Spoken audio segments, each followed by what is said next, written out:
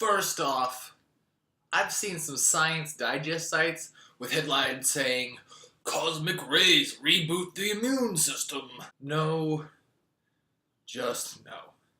That is a fundamental misunderstanding of what this study is even trying to show. I like Star Trek and Star Wars a lot, so you're gonna hear about it.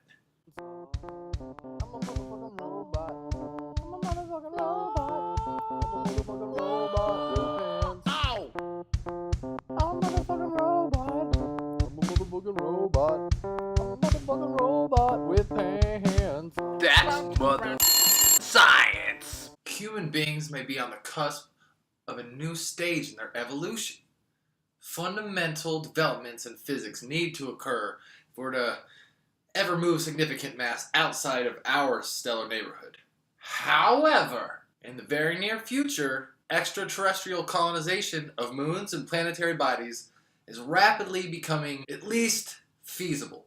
Regardless of where we settle, space travel and colonization require leaving the comfortable blanket that is our magnetosphere, which significantly aids in the existence of our dense atmosphere. Both of these things result in a significant reduction in the amount of radiation, both photonic and high-velocity charged particles, that we encounter on a regular basis. Astronauts are reported to have seen flashes in their vision. It has been now understood that these correlate to the presence of cosmic rays. They refer to radiation in a sense they're not electromagnetic manifestation of radiation.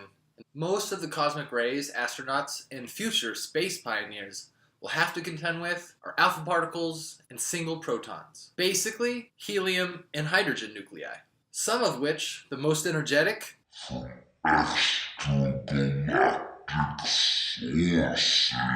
in a paper published in Nature Scientific Reports, it has explored potential mechanisms to prevent negative cognitive effects and exposure to these types of high-velocity charged particles. This study used 21-week-old mice who were exposed to a gradient in intensity of cosmic rays. In this case, alpha particles, or helium nuclei. Groups were exposed to 0, 5, 10, 50, and 100 centigrays. In case you were wondering, 1 centigray is the same energy as 1 rad in the traditional sense, or for those of you that play too much Fallout. Each group was either fed a control diet or PLX 5622 concentrated food. This is an inhibitor of colony stimulating factor 1, which is intended to affect levels of immune cells in the brain. These researchers used NOR, or novel object recognition, to test the mice. This was to see if their memories were affected by the radiation. In short term, over 18 days, the mice were seemingly unaffected. However, at 90 plus days, the animals who ate the regular old controlled chow treated previously known objects as brand new.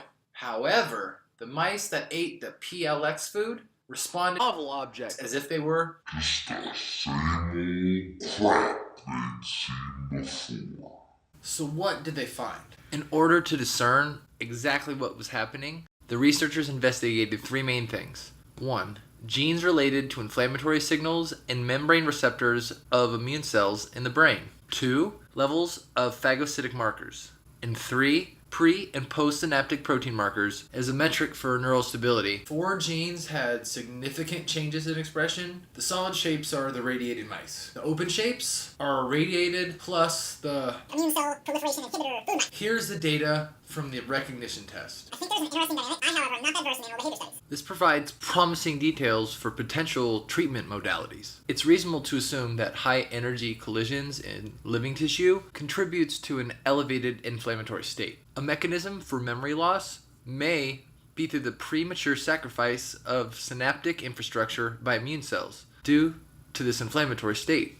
Suppression of colony stimulating factor 1 may inhibit the proliferation of these cells. Once repopulated, the study would suggest the notion of decreased catabolic response to the inflamed tissue, and in this experiment, facilitating the conservation of object memory information in the PLX group mice. That there wasn't a control for both diets on the unradiated mice. We know probably what genes the diet would affect, but experiments exist to The group most mentioned as having statistical differences in the data also was the group that had a mismatched sample size. This study was motivated by a previous study that showed no effects when radiation was exposed to the head alone in an animal model. And I quote, "It is estimated that during deep space missions, each cell in the body will be traversed by a helium ion approximately once every 3 weeks." So this study focused on whole body exposure.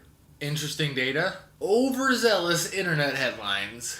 It's a study over potential damage caused by cosmic rays. This only fuels the hope that one day we might actually get to visit beautiful shores of Ryza or Floss in Paradise. I don't know how you roll. I'm a motherfucking robot. I'm a motherfucking robot. I'm a motherfucking robot with pants. Ow! I'm a motherfucking robot. I'm a motherfucking robot. I'm a motherfucking robot with pants. That's mother science.